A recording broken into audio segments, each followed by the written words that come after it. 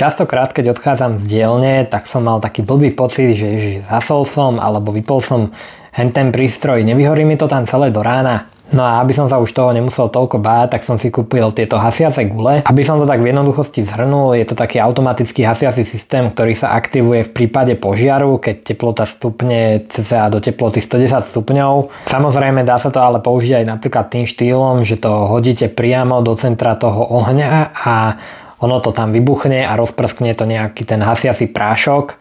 Vypadá to asi nejako takto. Samozrejme, není to úplná náhrada hasiaceho prístroja, ja tu nejaké hasiace prístroje mám, ale toto je niečo, čo si chcem rozložiť na také miesta, kde by teoreticky nejaký ten požiar hrozil, ako napríklad tu je ukázané na rozvodnej skrini. Záruka tam vychádza na 10 rokov, no a pokiaľ ich kúpite viac, tak to vychádza cenovo asi na 20 eur kus. Takže pokiaľ mávate podobný zlý pocit ako ja, tak sa určite kliknite na tieto gule.